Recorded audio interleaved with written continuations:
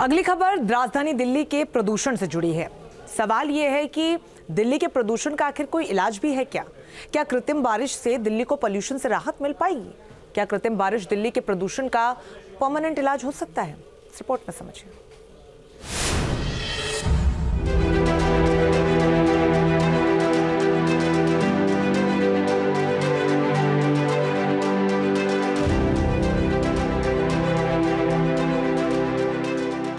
Smog पर लगाम लगाने के लिए चीन इस तकनीक का इस्तेमाल करता रहा है।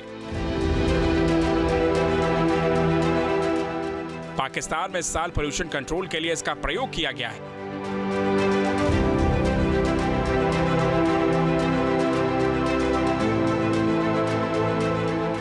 क्या दिल्ली में जानलेवा प्रदूषण की यही दवा है?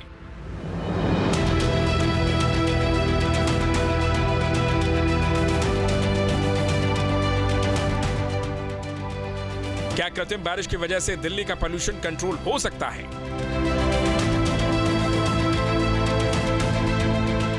दिल्ली में इस वक्त प्रदूषण इमरजेंसी है। जहरीली हवा लोगों को बीमार कर रही है। दिल्ली में पोल्यूशन कंट्रोल के लिए इमरजेंसी कदम उठाने की मांग की जा रही है। दिल्ली सरकार इसके लिए बार बार आर्टिफिशियल रेन की वकालत कर रही है।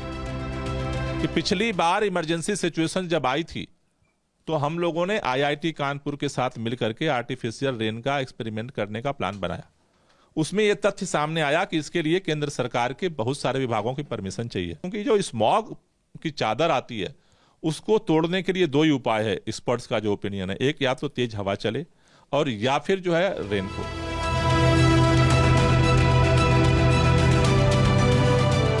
पिछले साल जून में आईआईटी कानपुर की टीम ने आर्टिफिशियल रेन के प्रोजेक्ट को सफलतापूर्वक पूरा किया था। दावा किया जाता है कि दिल्ली समेत उत्तर भारत के शहरों में दम घोंटू धुएं की स्थिति में क्लाउड सीडिंग काफी उपयोगी साबित हो सकती है। रिपोर्ट्स के मुताबिक उस वक्त आईआईटी कानपुर ने दिल्ली में कृत्रिम बारिश कराने का प्रोजेक्ट भी तैयार किया था। नवंबर 2023 में दिल्ली के परिवहन मंत्री गोपाल राय ने आईआईटी की टीम के साथ पूरे मुद्दे पर चर्चा की थी। दिल्ली में इमरजेंसी हालात से निपटने के लिए गोपाल राय दिल्ली सरकार और कृत्रिम बारिश की सलाह देने वाले आईआईटी कानपुर के विशेषज्ञों की बैठक बुलाने की मांग कर रहे हैं। लेकिन सवाल है कि क्या कातिल हवा से दिल्ली को बचा पाएगी नकली बारिश? इस सवाल का जवाब जानने से पहले यह जानना जरूरी है कि आखिर आर्टिफिशियल रेन है क्या। वैसे आर्टिफिशियल रेन यानी कृत्रिम बारिश एक ऐसी वैज्ञानिक प्रक्रिया है जिसे क्लाउड सीडिंग कहते हैं। सीधा और सरल शब्दों में कहें तो इसके जरिए बादलों में केमिकल एजेंट्स छोड़े जाते हैं ताकि बादलों से बारिश हो सके। वैज्ञानिकों के अनुसार क्लाउड सीडिंग के लिए प्राकृतिक बादलों का मौजूद होना सबसे जरूरी है। रिपोर्ट्स के मुताबिक आर्टिफिशियल बारिश के लिए 40% बादलों का होना अहम है। नवंबर में राष्ट्रीय राजधानी में बादलों की मौजूदगी सबसे कम रहती है। इसकी वजह से क्लाउड सीडिंग में समस्या हो सकती है। इस बारिश का मुख्य उद्देश्य वायु प्रदूषण के कण को जमीन पर गिराना है, जिससे एयर पोल्यूशन कंट्रोल हो सके। दिल्ली गवर्नमेंट ने दुबई से कोई लेसन नहीं सीखा, जहां क्लाउड सीडिंग करके जब बारिश की गई थी तो उसके बाद कितनी डेवस्टेशन हुई, कितने फ्लड्स आए। क्या दिल्ली सरकार ने चाइना की एक्सपीरियंस से कुछ नहीं सीखा? चाइना ने भी क्लाउड सीडिंग करके आर्टिफिशियल रेन करवाई थी, उसका क्या हाल हुआ? जब आप एक बार मदर नेचर को छेड़ देते हो तो आप मदर नेचर को कंट्रोल नहीं कर सकते। वैसे क्लाउड सीडिंग के लिए छोटे विमान, रॉकेट या ड्रोन की मदद ली जाती है। ये उपकरण बादलों पर सिल्वर आयोडाइड या ड्राई आइस का छिड़काव करते हैं। इससे पानी के छोटे छोटे कण बर्फ जैसे जमने लगते हैं और भारी होकर बारिश का रूप ले लेते हैं। इस प्रक्रिया में मौसम का सही आकलन और बादलों का चुनाव बेहद जरूरी है। प्रोजेक्ट की सफलता के लिए हवा की गति और दिशा का भी खास ध्यान अहम है। दिल्ली जैसे शहर में क्लाउड सीडिंग के लिए एक बार में 10 से 15 लाख का खर्च आ सकता है। दुनिया के 53 देश इसका इस्तेमाल कर चुके हैं।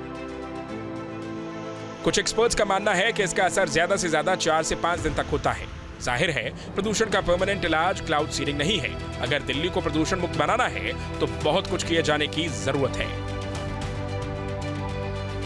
Team news nation.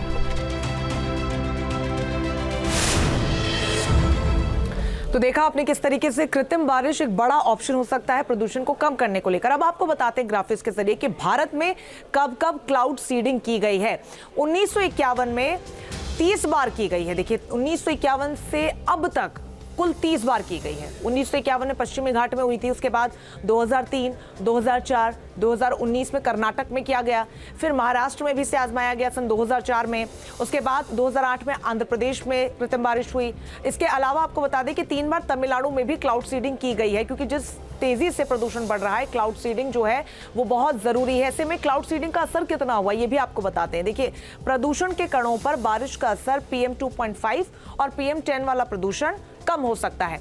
गैस उत्सर्जन पर क्लाउड सीडिंग का असर नहीं होता है।